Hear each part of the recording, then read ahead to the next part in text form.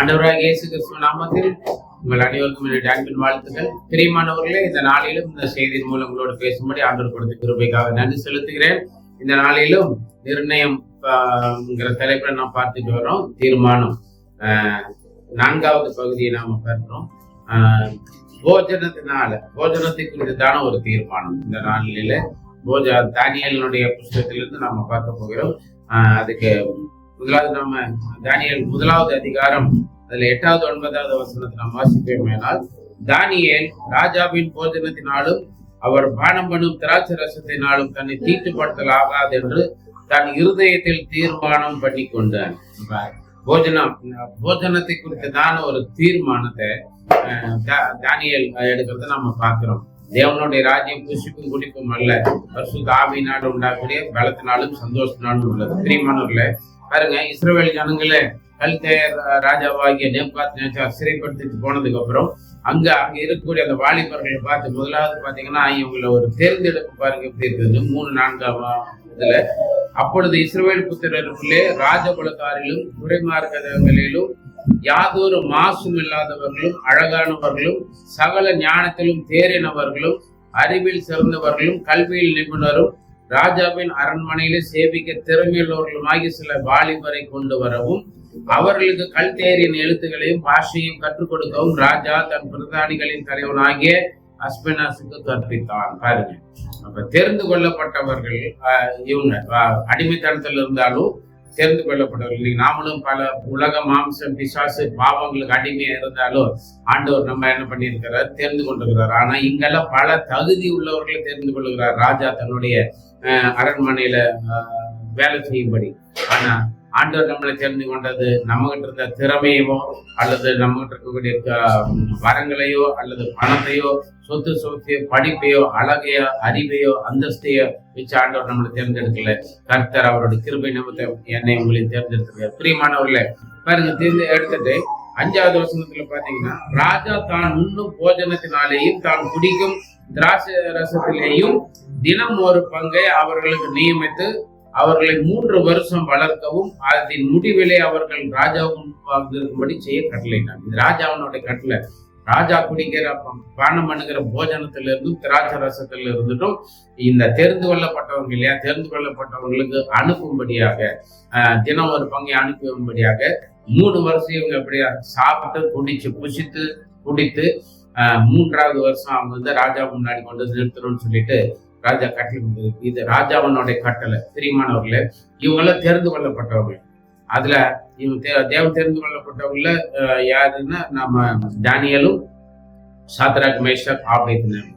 நம்ம பார்த்தா மத்திய 24 கூடுமானால் தெரிந்து கொள்ளப்பட்டவர்களை வஞ்சிக்கும்படி சொல்லிட்டு கடைசி காலத்துல தாறுமாறான உபதேசங்கள், இன்னும் பலதரப்பட்டான சம்பவங்கள், அதாவது ஆண்டவர்களாக இருக்கிறவங்களை வழி விலகி போகும்படி ஆண்டவரை விட்டு பின்வாங்கும்படி செய்யும்படி பிசாசானவன் பலரை உபயோகப்படுத்துவான், பல உபாயத்தந்திரங்களை செய்வான்.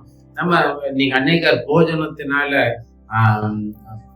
நம்முடைய தேவனுக்கு பிரியமில்லாத அநேக காரியங்கள் நாம உட்கொண்டு புஷித்து குடித்து தேவனை துக்கப்படுத்தக்கூடிய உண்டு. சாப்பாடு தானே, அதனால என்ன அப்படிலாம் நினைப்போம்.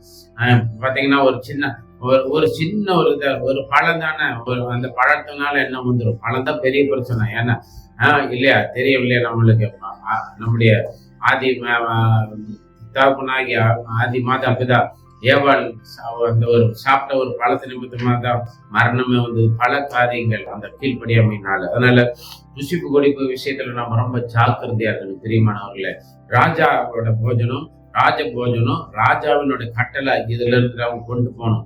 ஒருவேளை இவங்க சாப்பிடலன்னு சொன்னா பயங்கரமான தண்டனை கிடைக்கும். மரண தண்டனை கூட கிடைக்கல. ஏன்னா இவங்களுக்கு அடிமை. இவங்களுக்காக யாரும் எதிர்த்து வழக்காடுறவங்க யாருமே கிடையாது. ஆனாலும் பாருங்க, இப்படிப்பட்டதான ஒரு கட்டளை வந்த உடனே தானியேல் என்ன செய்யற அப்படி பாருங்க. 8வது வசனத்துல, தானியேல் ராஜாவின் போஜனத்தினாலும் அவர் பானம் பண்ணும் திராட்சை ரசத்தினாலும் தன்னை தீட்டுப்படுத்தலாகாது என்று தன் இருதயத்திலே தீர்மானம் பண்ணி கொண்டு தன்னை தீட்டுப்படுத்தாதபடி பிரதானிகளின் தலைவனிடத்தில் வேண்டிக் கொண்டார். பாருங்க, தன்னுடைய இருதயத்தில் நம்ம ஒரு தீர்மானம் எடுக்கிறோம்னா ஊழியக்காரர் சொல்லியோ பாஸ்டர் சொல்லியோ அல்லது ஸ்தாபனம் சொல்லி அல்ல, மற்றவங்க சொல்லி அல்ல, நீங்களாவதான் தீர்மானம் எடுக்கணும். நான் ஆண்டவருக்கு செல்வேன், ஆண்டவரை விட்டு விலக மாட்டேன், என்ன வந்தாலும் எது நடந்தாலும் நான் பின்வாங்க மாட்டேன், நான் ஒழுங்கா ஜெபம் பண்ணுவேன், ஒழுங்கா வேதம் வாசிப்பேன், நான் ஊழியம் செய்வேன், நான் சர்ச்சுக்கு போவேன், சண்டே எத்தனை 1000 சம்பளம் அதிகமாக கொடுத்தாலும் நான் சண்டே நான் வேலைக்கு போக மாட்டேன், சபைக்கு வருவேன், சர்ச்சுக்கு போவேன், தேவனை ஆராதிப்பேன், இப்படியான பரிசுத்தமா வாழ்வேன். பாவங்கள் வரலாம் முன்னாடி இல்லையா, நம்ம தேவனை விட்டு பலி விலகும்படி அல்லது தேவனுக்கு பிரியம் இல்லாதவர்களை செய்யும்படி நம்மளை பல விதத்துல நம்மளை இழுக்கலாம் அல்லது வற்புறுத்தலாம் அல்லது நம்மளை கட்டாயப்படுத்தலாம் பிரியமானவர்களை. ஆனா நம்ம எடுக்கிற தீர்மானம் தான் நம்முடைய ஆவிக்குரிய ஜீவியத்துல வளர உதவும். அது மாத்திரமல்ல, தேவனிடத்திலிருந்து ஆசீர்வாதங்களை கேட்டுக்கொள்வதற்கு உதவியா இருக்கு. அப்ப தானியேல் தன்னுடைய இருதயத்துல தீர்மானம் பண்ணியாச்சு. அது தன்னுடைய நண்பர்களாகிய சாத்ராக் மேஷாக் ஆபேத்நேகோவுக்கும் தெரிஞ்சுட்டு அவங்களுக்கும் ஒரு எல்லாம் சேர்ந்துட்டாங்க பாருங்க. உடனே போயிட்டு அங்க பிரதானிகளின் தலைவனத்துல கேட்ட உடனே 9வது வசனம், தேவன் தானியேலுக்கு பிரதானிகளின் தலைவனிடத்தில் தயவும் இரக்கமும் கிடைக்கும்படி செய்தார். அதான் தேவன் நம்மளுடைய தீர்மானம், நாம் எடுக்கிற தீர்மானம், நம்முடைய வழிகள் கர்த்தருக்கு பிரியமா இருக்குமே. ஆனால் அவனுடைய சத்துருக்கள் இல்லையா, விரோதம் ராஜாவா இருந்தாலும் கூட அவங்கள அந்த பிரதானிகளின் தலைவனிடத்துல தயவு கிடைக்கும்படி ஆண்டவர் கிரியை செய்தார் பாருங்க. நம்ம ஆண்டவருக்கு பிரியமான தீர்மானம் எடுக்கும் பொழுது, அவருக்கு பிரியமான வழியில நாம நடக்கும் பொழுது தேவன் நமக்கு உதவி செய்ய வல்லமையுள்ளவராக இருக்கிறார். பிரியமானவர்கள பாருங்க, ஆண்டவருடைய தயவு கிடைச்சது.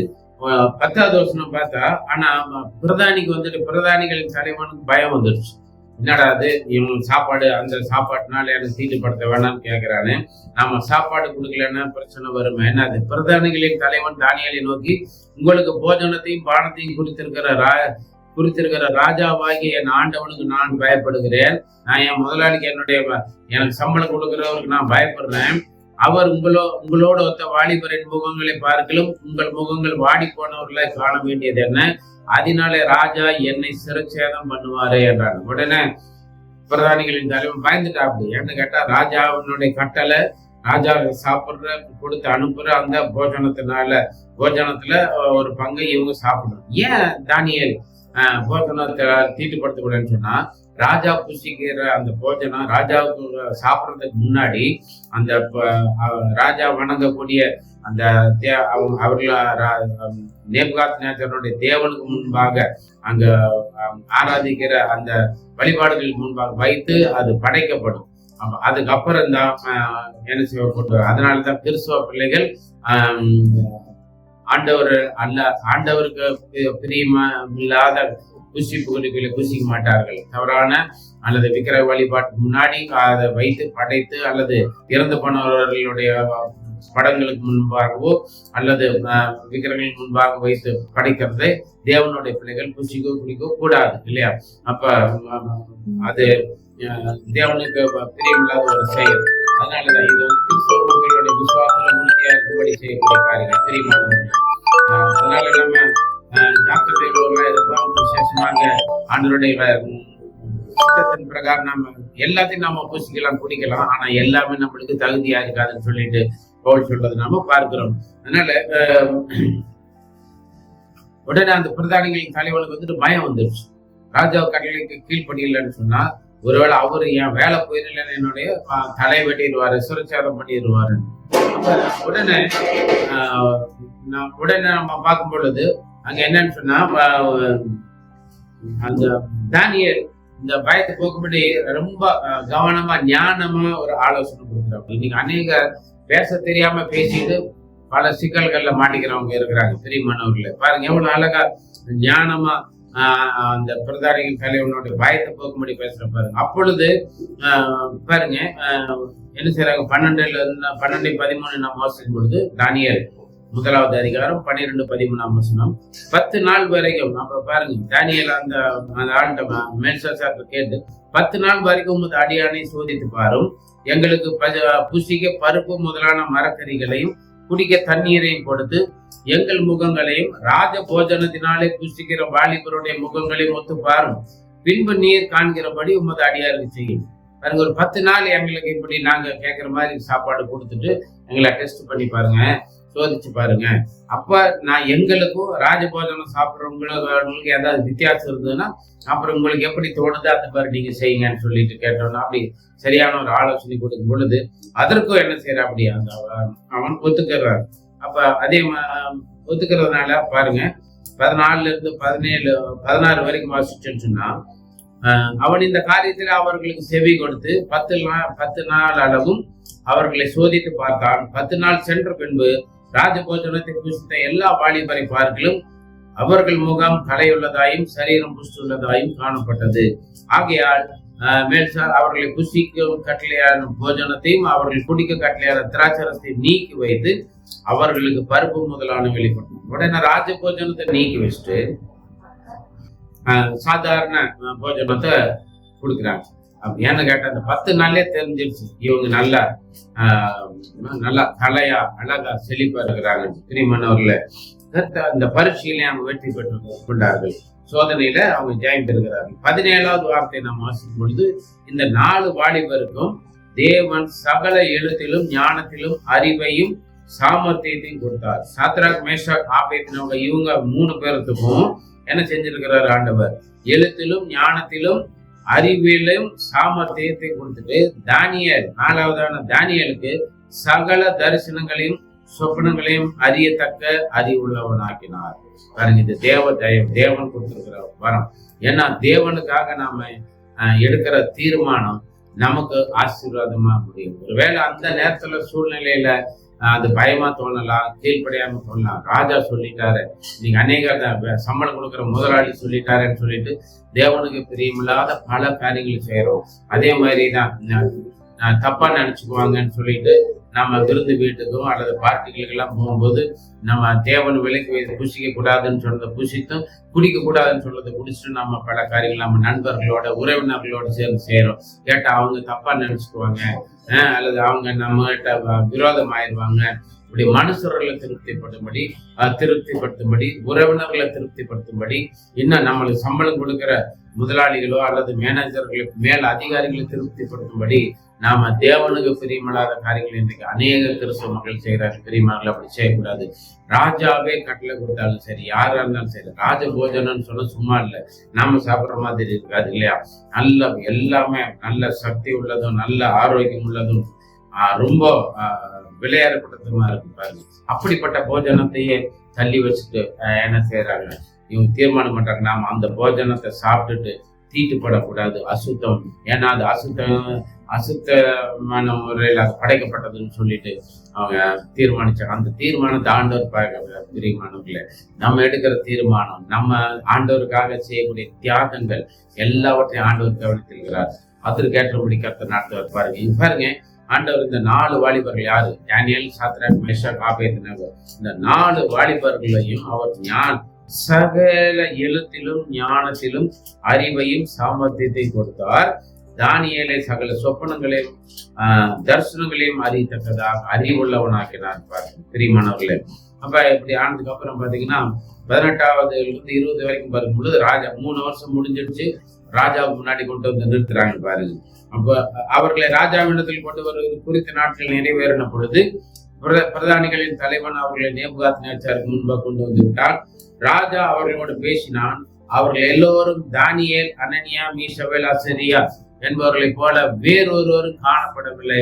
ஆகையால் இவர்கள் ராஜ சமூகத்தில் நின்றார்கள். பாருங்க, அடிமைகளா வந்தவங்க போஜனத்தை தீட்டுப்படக்கூடாதுன்னு சொல்லிட்டு தைரியமா இருந்ததுனால, தேவனுக்கு வைராக்கியமா இருந்ததுனால இன்னைக்கு ராஜா கேட்ட கேள்விகளுக்கு எல்லாம் டக்குன்னு பதில் சொல்லிட்டு ராஜா பார்த்தா இவங்களை மாதிரி வேற யாருமே இந்த யாரெல்லாம் செலக்ட் பண்ணாங்க இல்லையா அந்த முன்குறித்த அவங்களுக்கு முன்னாடி பார்த்தா எல்லாத்தோட இவங்க 4 பேர் தான் டாப்ல இருக்கிறாங்க. அப்போ ராஜ சமூகத்தில் அவர்கள் நின்றார்கள் பார்க்கிறோம். பாருங்க, பெரிய விஷயம். அப்ப அதுக்கப்புறம் பார்த்தா ஆண்டவருடைய ஆசீர்வாதம். ஏன்னா சத்துருக்கள் மூலமாக நன்மை செய்கிறவர். நாம எதற்கும் யாருக்கும் எந்த கட்டளைகளுக்கும் பயப்பட தேவையில்லை. ஏன்னு கேட்டால் ஆண்டவருக்கு பயப்படும் பொழுது நம்ம வேற யாருக்கும் பயப்பட தேவையில்லை. ஆண்டவருக்கு பயப்படும் பொழுது பிசாசுக்கோ மனுஷர்களுக்கோ அதிகாரிகளுக்கோ நம்ம பயப்பட வேண்டிய அவசியம் கிடையாது. யாருக்கும். ஏன்னு கேட்டா கர்த்தருக்கு பயந்து அவருடைய வழியில் நடக்கும் பொழுது அவர்களை ஆசீர்வாதத்தை உயர்த்துகிற ஆண்டவர் வல்லமையுள்ளவர். பாருங்க, உடனே ராஜா ஒரு சொப்பனம் பார்க்கிறாரு. அந்த சொப்பனத்தினுடைய அர்த்தத்தையும் சொல்றதுக்கு யாருனாலே முடியல. அங்க இருந்த யாராலே முடியல. பாருங்க, ஏன்னா அவன் எல்லா இடத்துலயும் பார்த்துட்டு அந்த அருமையான ஒரு அந்த ராஜாவை அறிக்கை பண்றதை நம்ம பார்க்கிறோம். இந்த சொப்பனை என்னன்னு சொன்னா யாருனாலே அங்க அவங்க தேசத்தினுடைய பெரிய, ஏன்னா அங்க பார்க்கும் பொழுது அவங்க அந்த மந்திரவாதிகள் இன்னும் பல அங்க யாருனாலையுமே சொல்ல முடியாதனால, அப்ப ஞானிகளினாலும் சொல்ல முடியல, அங்க இருக்கக்கூடிய பெரிய பெரிய ஆளுங்கனால யாருனாலையுமே சொல்ல முடியாத அர்த்தத்தை தானியேல் சொல்றது நம்ம பிரியமானவர்களே. 2வது அதிகாரம் 48-49 வாசிக்கும் பொழுது, பின்பு ராஜா தானியேலை பார்த்து, ராஜா நல்ல ஒரு இது 47 சாட்சியை நம்ம பார்க்க முடியும். ராஜா தானியேலை நோக்கி, நீ இந்த மறைபொருளை வெளிப்படுத்தினபடியால் மெய்யாய் உங்கள் தேவனே தேவர்களுக்கு தேவனும் ராஜாக்களுக்கு ஆண்டவரும் மறைப்பொருள்களை வெளிப்படுத்துகிறவருமா இருக்கிறார். நான் பின்பு ராஜா தானியேலை பெரியவனாக்கி அவனுக்கு அநேகம் சிறந்த வெகுமதிகளை கொடுத்து அவனை பாபிலோன் மாகாணம் முழுதுக்கும் அதிபதியாகவும் பாபிலோனில் சகல ஞானிகளின் மேலும் பிரதான அதிகாரியாக நியமித்தான். அதே மாதிரி தானியேல் ராஜாவை வேண்டிக் கொண்டதன் பேரில் அவன் சாத்ராக் மேஷாக் ஆபேத்நேகோவை பாபிலோன் மாகாணத்து காரியங்களை விசாரிக்கும்படி வைத்தான். தானியேல் என்றால் ராஜாவின் கொடு மண்டபத்தில். எவ்வளவு அருமையான பதவி உயர்வு. அதிகாரியான அடிமைகளா வந்தவங்க இன்னைக்கு அதிகாரிகளா மாறிட்டாங்க பெரியமன்னூர்ல. காரணம் என்னன்னு சொன்னா, ஆண்டவருக்கு அவங்க பயந்து ஆண்டவர் பிரியப்படுத்தி வாழக்கூடிய ஒரு வாழ்க்கையை தெரிந்து கொண்டதுனாலதான்.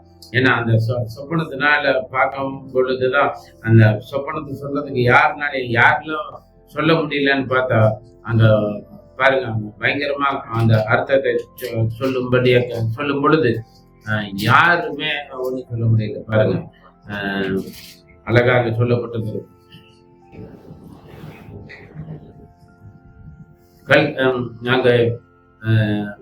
அப்பொழுது ராஜா சொப்பனங்களை தனக்கு தெரிவிக்கும் பொருட்டு சாஸ்திரிகளையும் ஜோசியரையும் சூனியக்காரரையும் கல்தயரையும், அப்ப யாருனாலையும் சொல்ல முடியாத சொப்பனத்துக்கு அர்த்தத்தை ஆண்டவர் தானியேலுக்கு சொல்றதுனால தானியேல் சொப்பனத்தை சொல்லி அவருடைய அர்த்தத்தை சொல்லி அழகா அங்க நல்ல பதவி நல்ல ப்ரமோஷன் கிடைக்கிறது பாக்குறேன். பிரியமானவர்களே, ஆண்டவருக்காக வயிறு எல்லாம் நாம உலகத்துல நிறைய காரியங்கள் சாப்பிட்றதுக்கு தானே ஆண்டவர் படைச்சிருக்கிறாரு. ஆண்டவர் படைச்சதுனால எல்லாமே எல்லாம் சாப்பிடலாம். எல்லாம் நமக்கு தகுதியா இருக்கு இல்லையா? உலகத்தார்கள் எல்லாரும் சாப்பிடுவாங்க, எல்லாம் குடிப்பாங்க, ஏன்னா அவங்க உலகத்தாங்க. ஆனா நாம தேவனுடையவர்கள், கிறிஸ்துவனுடைய பிள்ளைகள், தெரிந்து கொள்ளப்பட்டவர்களை வஞ்சிக்கும்படி தீட்டுப்படுத்தும்படி நீங்க பிசாசான அநேக உபாய தந்திரங்களை கொண்டு வரலாம், அநேகரை பயன்படுத்தலாம். அது ராஜாக்களா இருக்கலாம், நம்மளுக்கு வேலை கொடுத்த முதலாளியா இருக்கலாம், சம்பளம் கொடுக்கறவங்களா இருக்கலாம், பெரியவங்களா இருக்கலாம், வயசுல பெரியவங்களுக்கு யாருக்கும் எதுக்கும் பயப்பட தேவையில்லை. பெரியமானவர்கள் தேவனுக்காக அவருடைய வழியில் அவருக்கு பயந்து அவருடைய கட்டளைகளுக்கு கீழ்படுத்த நடப்பேன்னு சொல்லிட்டு தைரியமா விசுவாசமா இருக்கும் பொழுது தேவனுக்கு பிரியமில்லாத காரியங்களை நான் செய்ய மாட்டேன்னு தீர்மானம் எடுக்கும் பொழுது நம்மளை ஆசீர்வதிங்க. அநேகர் அப்படிதான் பாருங்க, ஆண்டவருக்கு பிரியமில்லாத அந்நிய ஜாதி பிள்ளைகளோட நான் அந்நிய ஜாதிகள் நான் பெண் எடுக்க மாட்டேன், பெண் கொடுக்க மாட்டேன், ஒரு தைரியம் இருக்கணும். நான் அவிசுவாசிகளை திருமணம் செய்ய மாட்டேன், என்னுடைய மகளுக்கு அவிசுவாச குடும்பத்திலிருந்து திருமணம் செய்ய மாட்டேன், அல்லது நான் பீடி சிகரெட்டு அல்லது சாராயம் கல்லுகளில் குடிக்க மாட்டேன், நான் சினிமா இன்னும் சோசியல் மீடியா ரீல்ஸ் அந்த இதெல்லாம் நான் பண்ண மாட்டேன். நமக்குள்ள ஒரு தீர்மானம் இருக்கணும். வாலிபு நல்லா படிப்பேன், நல்ல தீர்மானங்கள் எடுக்கணும் பெரியமானவர்கள். அதனால ஜாக்கிரதை இன்னைக்கு எல்லாரும் செய்யறாங்களே, எல்லாரும் செய்யலான்னு நாம செய்யக்கூடாது. எல்லாரும் சாப்பிட்றாங்களே, நாம சாப்பிடக்கூடாது. எல்லாரும் குடிக்கிறாங்களே, நாம குடிக்க கூடாது. எல்லாரும் போடுறாங்களே துணிகள், அதே மாதிரிதான் துணிகள் அதே மாதிரி பலரும் பல விதமா துணிகள் போடலாம். ஆனா நம்ம போடுற நம்மளுடைய புசிப்பு குடிப்பு உடுப்பு எல்லாம் கவனமா இருக்கணும். அதுல தேவனை மகிமைப்படுத்தக்கூடியதா இருக்கணும். நீங்க அநேகர் பல விதமா உடல் தெரியும்படி பல விதமான ஆடைகள் அணியிறாங்க, அதை விருப்பாங்கிறாங்க. ஆனா எல்லாரும் அணியல. ஆனா ஆண்டவருடைய பிள்ளைகள் அணியக்கூடாது. ஏன்னு கேட்டா ஆண்டவருடைய பிள்ளைகள் அவர்களுடைய பழக்க வழக்கங்கள் சுபாவங்கள் எல்லாம் நண்பர்கள் யாரோட நண்பர்கள் நட்பு வைக்கணும்னு இருக்குது.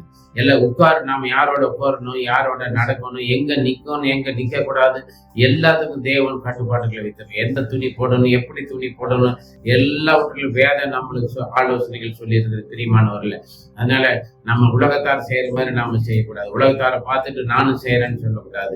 இன்னைக்கு பல விதமான காரியங்களை செஞ்சுட்டு ஆண்டவரை மகிமைப்படுத்துற, ஆண்டவருக்கு சோதரம் கர்த்தருக்கு இதை கொடுத்தார், இந்த சாப்பாடு கொடுத்தார், இந்த இது குடிப்பதற்கு கொடுத்தார், இதை உடுப்பதற்கு கொடுத்தாருன்னு சொல்லிட்டு பிசாசு கொடுக்கறதையெல்லாம் வாங்கி போட்டுக்கிட்டு குடிச்சிட்டு சாப்பிட்டுட்டு நம்ம ஆண்டவருக்கு சோதரம்னு சொல்லக்கூடாது. அது தேவனுக்கு பிரியமில்லாத பிரியமானவர்களே.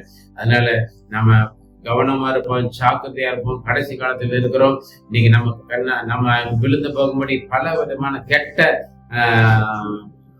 மாதிரிகள், முன்மாதிரிகள் நமக்கு முன்னாடி இருக்கு. யார் வேணாலும் கேடலையா நம்ம கெடுக்க நம்ம ஆவிக்குரிய காரியத்துல இருந்து ஆண்டவரோட விலகும்படி கெடுக்கும்படி யார் வேணாலும்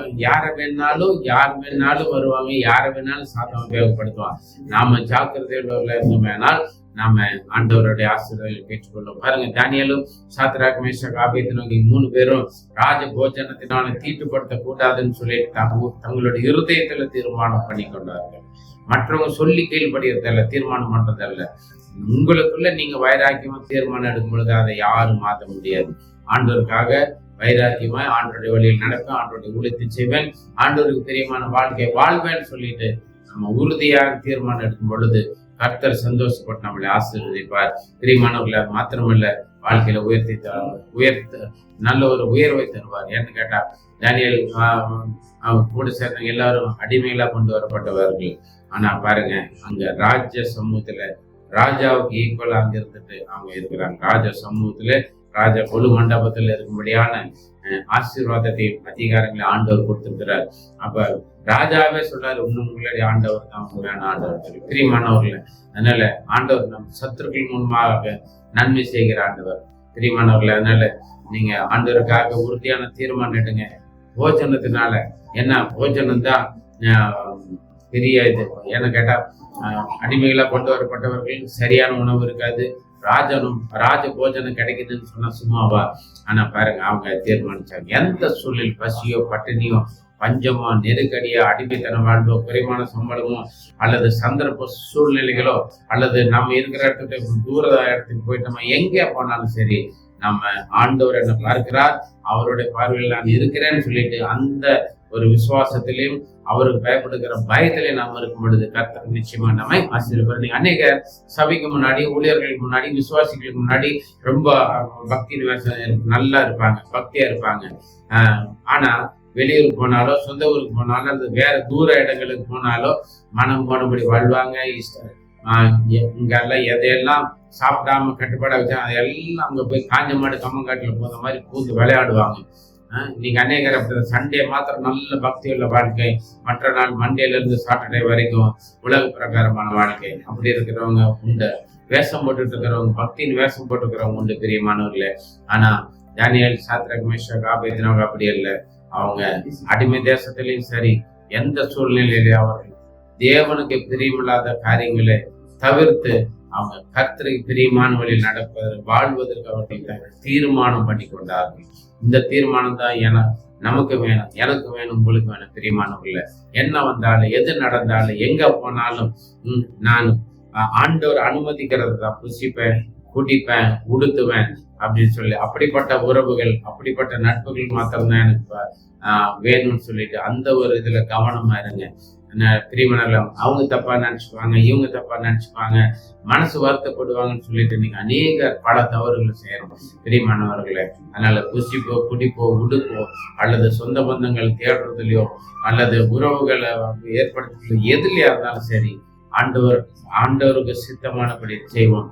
கர்த்தர் பெரிய காரியங்களை செய்வார் பிரியமானவர்கள். அதனால கவனமா இருங்க, ஜாக்கிரதையா இருங்க. கடைசி காலத்துல இருக்கிறோம். அதனால எந்த சூழ்நிலையிலும் கவனக்குறைவா இருக்காதீங்க. நீங்க கவனமா இருப்பீர்களானால் ஆண்டவருடைய சமூகத்தில் இருந்துட்டு ஆண்டவரிடத்துல இருந்து நீங்க நல்ல ஆசீர்வாதத்தையும் உயரம் பெற்றுக் கொள்வீர்கள். கர்த்தர் உங்களுக்கு உதவி செய்வாராக. God bless you.